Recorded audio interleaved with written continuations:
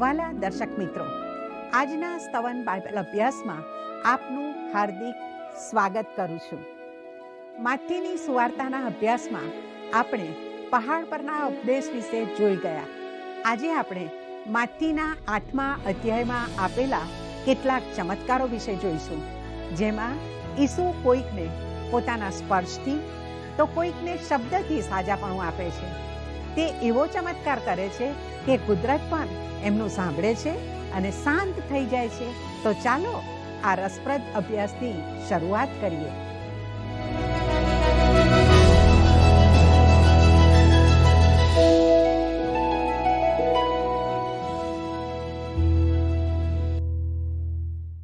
નમસ્કાર મિત્રો, માથીના 8મા અધ્યાયમાં ઈસુ ખ્રિસ્ત દર્શાવે છે કે તેમની પાસે પહાડ પરના ઉપદેશની નીતિઓને પ્રસ્થાપિત કરવાનું સામર્થ્ય છે. મિત્રો, 7મા અધ્યાયમાં પહાડ પરનો ઉપદેશ પૂરો થાય છે. આ ઉપદેશમાં સર્વશ્રેષ્ઠ નીતિ શિક્ષણ આપવામાં આવ્યું છે. આ શ્રેષ્ઠ નીતિને કોણ હાંસલ કરી શકે? આ પ્રશ્નોનો જવાબ આપવા માટે માથી શ્રેણીબદ્ધ ચમત્કારો બતાવે છે કે જેણે આ નીતિ આપી છે તે તેને પાળવાનું સામર્થ્ય પણ ધરાવે છે. ઈસુએ યોહાન 15:5 સ્પષ્ટ કહ્યું છે કે મારાથી નિરાળા રહીને તમે કંઈ કરી શકતા નથી. આપણે આ બાબત હંમેશા યાદ રાખીએ તો કેવું સારું. આપણે આપણા પોતાનામાં ઈશ્વરને ગમે એવું કશું ઉત્પન્ન કરી શકતા નથી. આજે ખ્રિસ્ત આપણામાં પવિત્ર આત્મા દ્વારા કાર્ય કરે છે, જેને તેમણે આ દુનિયામાં મોકલી આપ્યો છે, જેથી આપણે જે નથી કરી શકતા તે હાંસલ કરી શકીએ.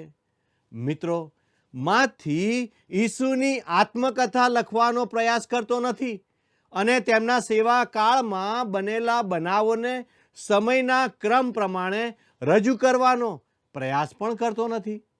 તેને બદલે તે એવી ક્ષણ રજૂ કરે છે જે આપણે ચૂકવી જોઈએ નહીં. રાજા પહાડ પર ગયા, તેમનો ઢંઢેરો અને રાજ્યના કાયદા જાહેર કર્યા. હવે તે પહાડ પરથી નીચે ઉતરે છે અને ચમત્કારો કરે છે.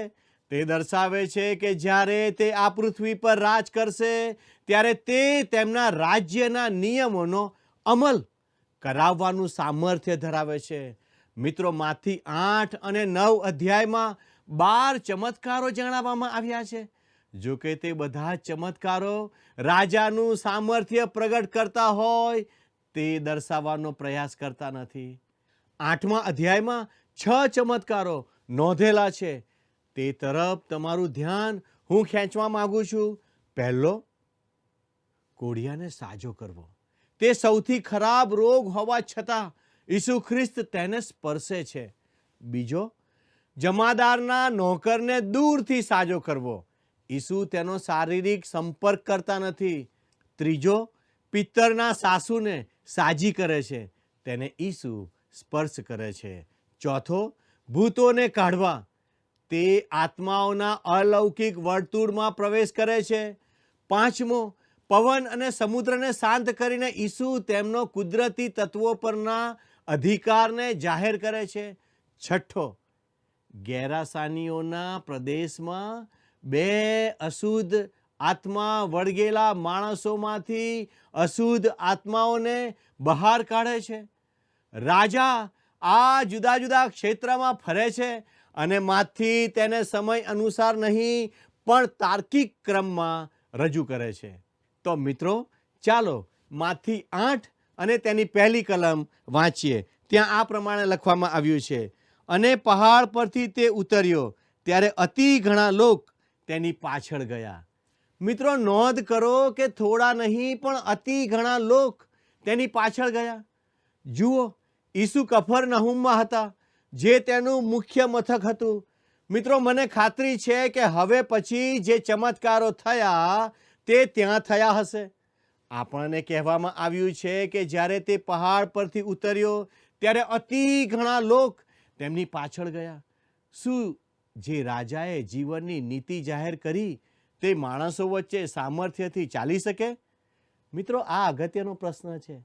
મિત્રો, જ્યારે કોલેજના અભ્યાસના અંતે પદવીદાન સમારંભ થાય ત્યારે વિદ્યાર્થીઓને ઉત્તેજન આપતું પ્રવચન આપવામાં આવે છે.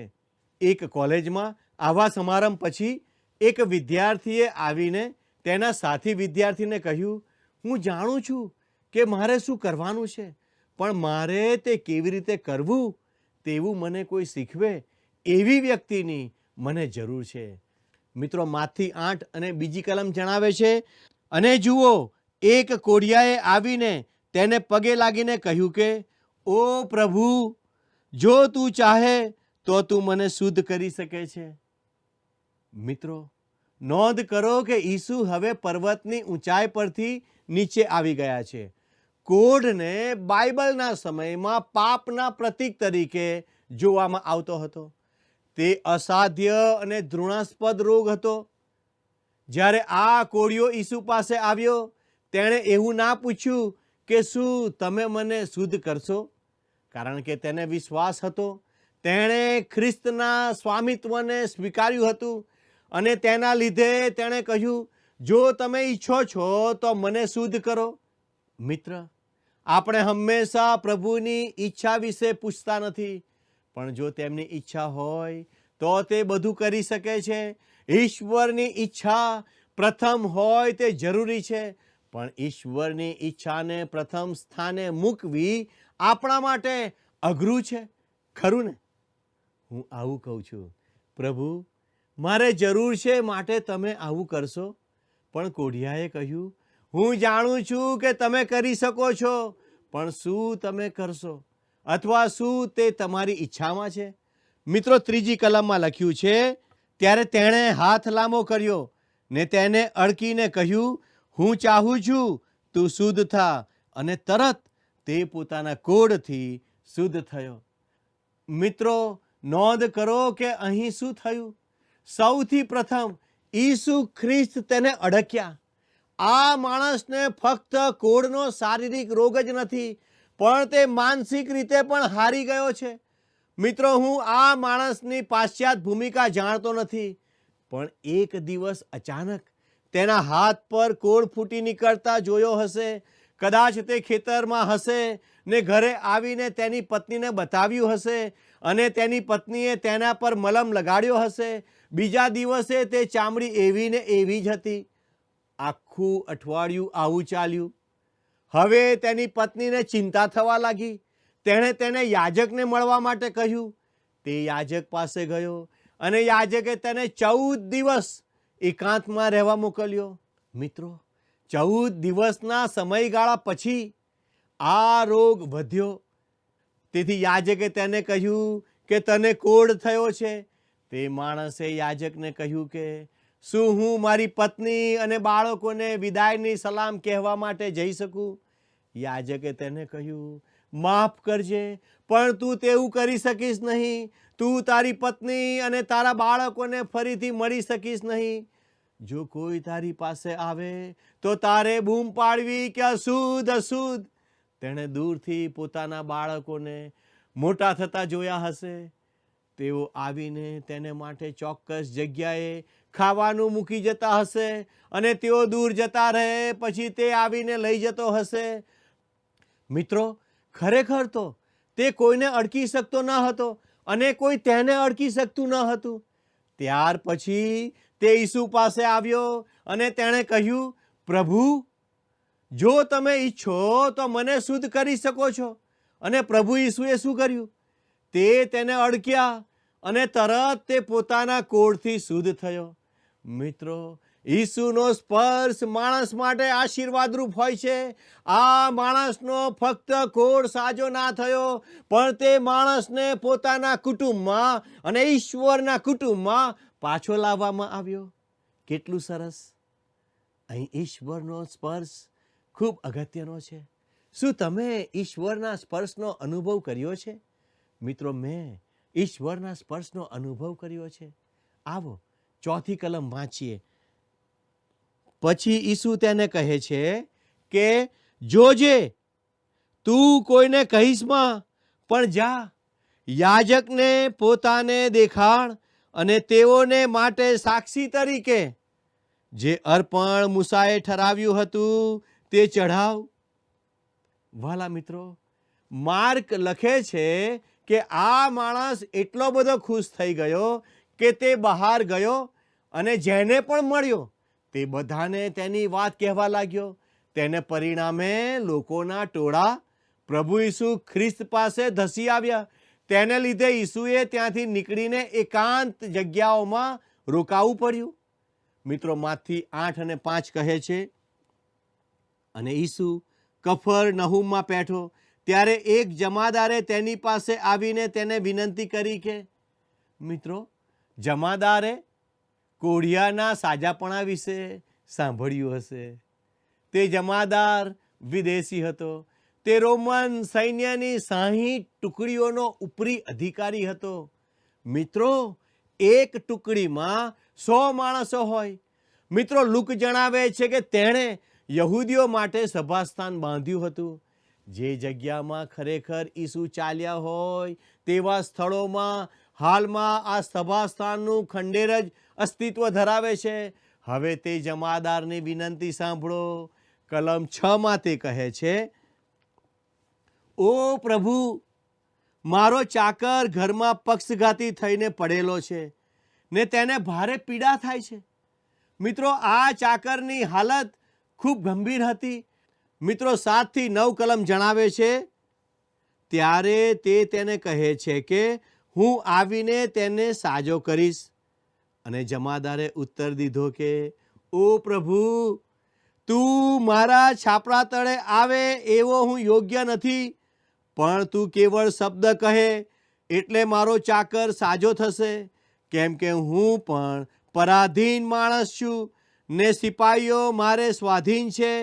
અને એકને હું કહું છું કે જા, ને તે જાય છે, અને બીજાને કહું છું કે આવ, ને તે આવે છે, અને મારા દાસને કહું છું કે એ કર, ને તે કરે છે. મિત્રો, આ જમાદારની પાસે સત્તા હતી. તે રોમન સૈન્યનો ગણવેશ પહેરીને તેના હાથ નીચેના સૈનિકને કહી શકે કે આવું કર, અને તે એવું કરે. શા માટે?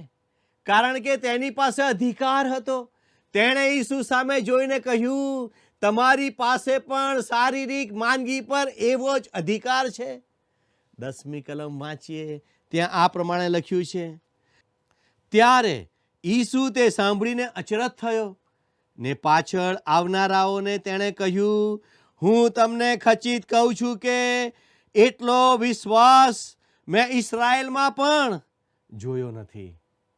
મિત્રો, પ્રભુ ઈસુ આશ્ચર્ય પામ્યા હોય તેવું બાઇબલમાં 2 જગ્યાએ નોંધવામાં આવ્યું છે. એક, ઇસ્રાયેલનો અવિશ્વાસ જોઈને, અને બીજું, વિદેશી જમાદારનો વિશ્વાસ જોઈને. મિત્રો, 11મી કલમ જણાવે છે, અને હું તમને કહું છું કે પૂર્વથી તથા પશ્ચિમથી ઘણા લોક આવશે ને ઇબ્રાહીમની તથા ઈસાકની તથા યાકૂબની સાથે આકાશના રાજ્યમાં બેસશે. આ બહુ રસપ્રદ વાત ઈસુ કહે છે કે પૂર્વથી તથા પશ્ચિમથી ઘણા લોક આવશે. જ્યારે આપણા પ્રભુએ આ કહ્યું તે સમયે આપણા પિતૃઓ પશ્ચિમમાં કે પૂર્વમાં હતા. આપણા પ્રભુએ કહ્યું કે તેઓને આ સંદેશો મળશે કે જેથી તેઓ વિશ્વાસ કરે અને ઇબ્રાહીમની અને ઈસાકની અને યાકૂબની સાથે આકાશના રાજ્યમાં બેસશે. કેટલું જબરજસ્ત વિધાન છે. મિત્રો, શું આ વિધાન પર તમે વિશ્વાસ કરી શકો? ચોક્કસ. દરેક વ્યક્તિએ ખ્રિસ્ત પર પોતાનો અંગત વિશ્વાસ વ્યક્ત કરવો જ જોઈએ. કોઈ પણ વ્યક્તિ મંડળીના સભાસદ હોવાને કારણે કે કૌટુંબિક પ્રણાલિકાને કારણે કે ખ્રિસ્તી હોવાને કારણે ઉદ્ધારનો દાવો કરી શકે નહીં. મિત્રો, હવે માથી 8 અને 13 કલમ જોઈએ. ત્યાં આ પ્રમાણે લખ્યું છે, અને ઈસુએ તે જમાદારને કહ્યું કે જા, જેવો તે વિશ્વાસ કર્યો છે તેવું જ તને થાવ. અને તે જ ઘડીએ તેનો ચાકર સાજો થયો. વાલા દર્શક મિત્રો, આ માંદો ચાકર ઈસુની સામે ન હતો, પણ જમાદારના ઈસુ ખ્રિસ્ત પરના વિશ્વાસને કારણે તે સાજો થયો. ઈસુ કોઢિયાને અડક્યા અને તે સાજો થયો, અને હવે તે જમાદારના ચાકરને દૂરથી એટલે અડક્યા વગર સાજો કરે છે. મિત્રો, ઈસુના શબ્દમાં પણ સામર્થ્ય છે.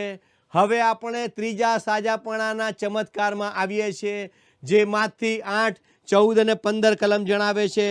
અને ઈસુએ પિત્તરના ઘરમાં આવીને તેની સાસુને તાવે માંદી પડેલી દીઠી, અને તે તેના હાથને અડક્યો, એટલે તેનો તાવ જતો રહ્યો, અને તેણે ઉઠીને તેની સેવા કરી. મિત્રો, પિત્તરની સાસુ તાવથી પીડાતી હતી. ઈસુ તેને અડક્યા અને તે સાજી થઈ. આ 3 પ્રકારની માંદગીઓની નોંધ કરો. એક અસાધ્ય કોઢ, બીજો પક્ષઘાત અને ત્રીજો તાવ, જે ટૂંકા સમયની માંદગી છે. હવે ચોથો ચમત્કાર સાંજના સમયે થયો. મિત્રો, આવો આપણે 16મી કલમ વાંચીએ.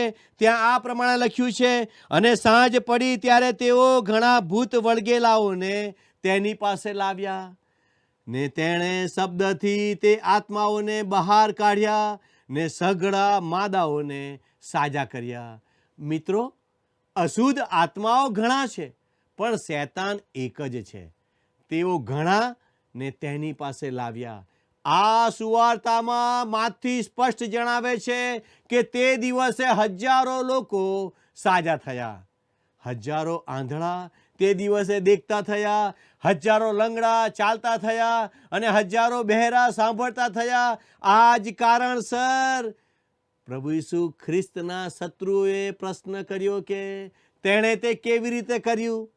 17મી કલમ જણાવે છે, એ માટે કે યશાયા પ્રબોધકે જે કહ્યું હતું તે પૂરું થાય, કે તેણે પોતે આપણા મંદવાળ લીધા ને આપણા રોગ ભોગવ્યા. મિત્રો, આ વાક્ય યશાયા પ્રબોધકના 53મા અધ્યાયની 4થી કલમમાં છે. વિશ્વાસથી સાજાપણું આપનારાઓ દ્વારા આ વચન બીજા વચનો કરતાં સૌથી વધુ ઉપયોગમાં લેવાય છે. તેઓ દાવો કરે છે કે સાજાપણું પ્રાયશ્ચિતમાં સામેલ છે, અને તેઓ આ વચનનો આધાર લે છે. મિત્રો, આવો આપણે યશાયા 53, 4 અને 5 વાંચીએ. ખચિત તેણે આપણા દરદ માથે લીધા છે, ને આપણા દુઃખ વેઠ્યા છે, પણ આપણે તો તેને હણાયેલો, દેવથી માર પામેલો તથા પીડિત થયેલો માન્યો. પણ આપણા અપરાધોને લીધે તે વિંધાયો, આપણા પાપોને લીધે તે કચરાયો. આપણને શાંતિ પ્રાપ્ત કરાવવાને માટે તેને શિક્ષા થઈ, ને તેના સોળથી આપણને સાજાપણું મળ્યું છે. વાલા દર્શક મિત્રો, આપણને કઈ બાબતથી સાજાપણું મળ્યું છે? યશાયા પ્રબોધક બહુ સ્પષ્ટ જણાવે છે કે આપણને અપરાધો અને પાપોમાંથી સાજાપણું મળ્યું છે. સંત પિત્તર 1 પિત્તર 2 અને 24માં જણાવે છે, લાકડા પર તેણે પોતે પોતાના શરીરમાં આપણા પાપ માથે લીધા, જેથી આપણે પાપો સંબંધી મૃત્યુ પામીને ન્યાયપણા સંબંધી જીવીએ. તેના ઘાવોથી તમે સાજા થયા.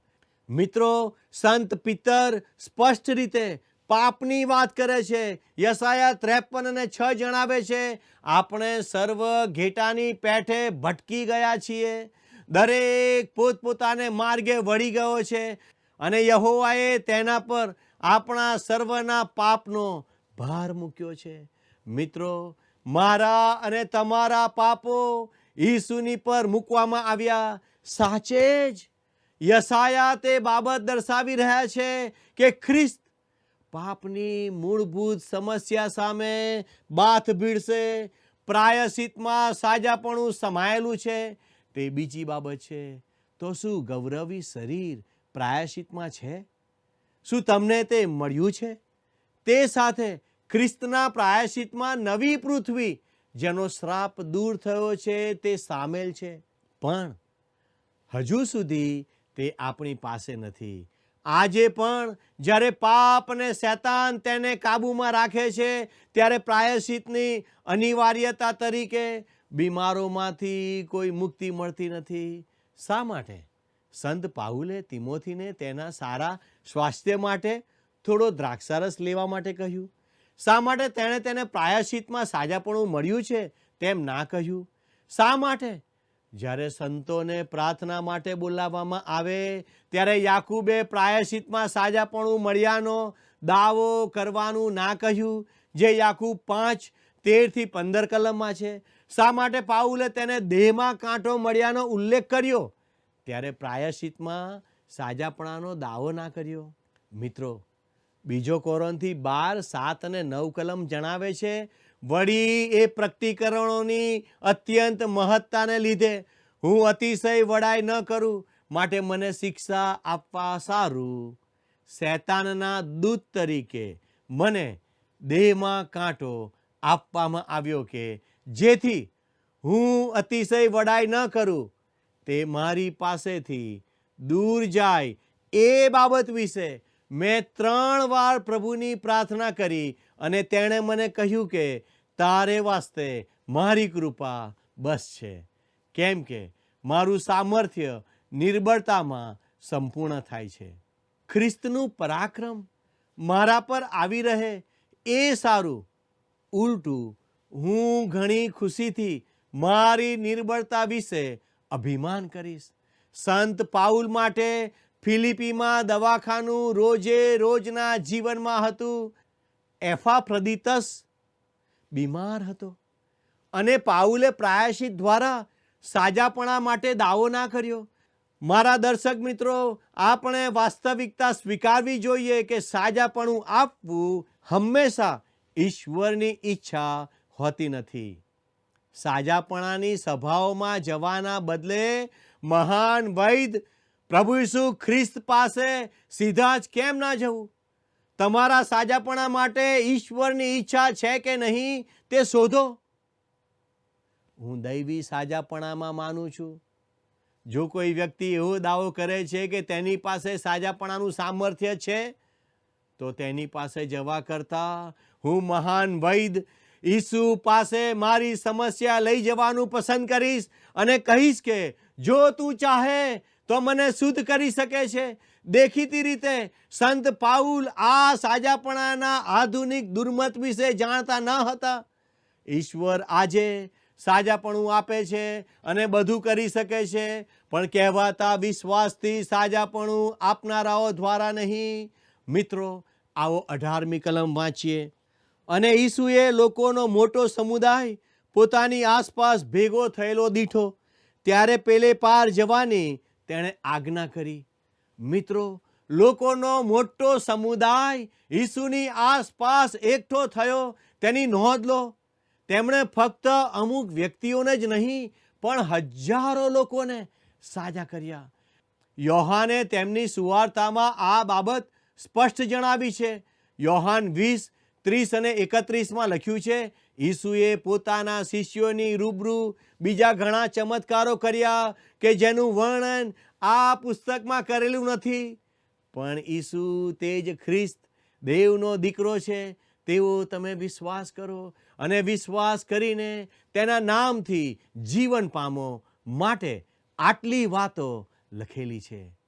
વાલા મિત્રો, શું તમે ઈસુ ખ્રિસ્ત પર વિશ્વાસ કરીને નવું જીવન પ્રાપ્ત કરવા માંગો છો?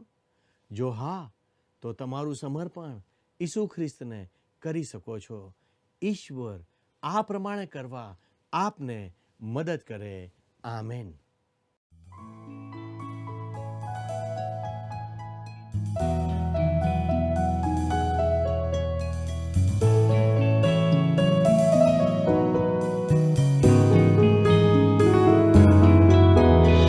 મારા પ્રશ્નોનો જવાબ તું, મારી મૂંઝવણનો ઉકેલ તું. મારા પ્રશ્નોનો જવાબ તું, મારી મૂંઝવણનો ઉકેલ તું. મારો ભરોસો તુજ પર રાખીશ હું. બીક લાગે ત્યારે તુજને શોધીશ હું. તારી સ્તુતિ હું કરું નિરંતર, તારું જ મહિમા હો સદા. તુજે પ્રથમ મને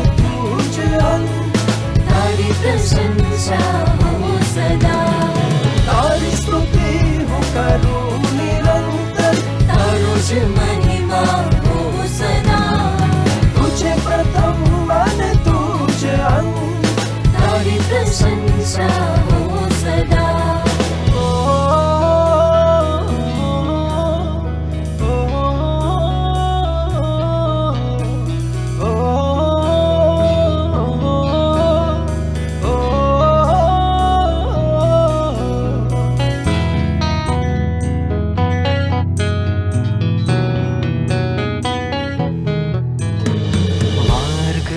જ્યારે દિશે નહીં અંધકાર ચારે કોર ઘેરી વળે, માર્ગ કોઈ જ્યારે દિશે નહીં અંધકાર ચારે કોર ઘેરી વળે, મારો ભરોસો તુજ પર રાખીશ હું,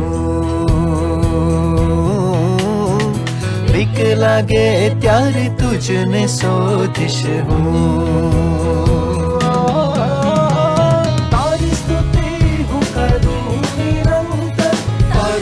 महिमा हो सदा, तुझे प्रथम અને તુજ અંત, तारी प्रशंसा हो सदा। તારી સ્તુતિ હું કરું નિરંતર, तारो ज महिमा हो सदा, तुझे प्रथम અને તુજ અંત, तारी प्रशंसा हो सदा।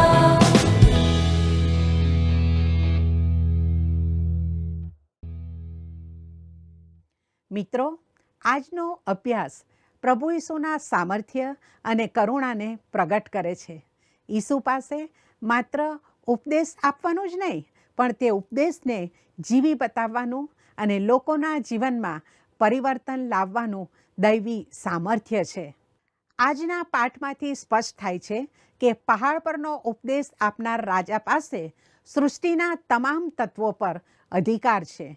તે કોડિયાને અડકીને તેની સામાજિક મર્યાદાઓ તોડે છે, તો જમાદારના વિશ્વાસને માન આપીને દૂરથી જ સાજાપણું આપે છે.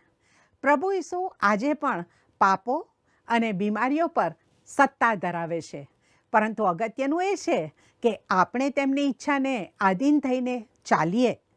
શું તમે એમ કરવા તૈયાર છો? મિત્રો, આજનો પ્રશ્ન છે, ઈસુએ કયા વ્યક્તિનો વિશ્વાસ જોઈને કહ્યું કે એટલો વિશ્વાસ મેં ઇઝરાયલમાં પણ જોયો નથી? એ પિત્તર, બી કોડિયો, સી જમાદાર, ડી પિત્તરની સાસુ? મિત્રો, ગત પ્રશ્નનો જવાબ છે એ ઈશ્વરની કૃપા. મિત્રો, આજના પ્રશ્નનો જવાબ અને આ કાર્યક્રમ વિશે આપના પ્રતિભાવો અમને અવશ્ય મોકલી આપશો.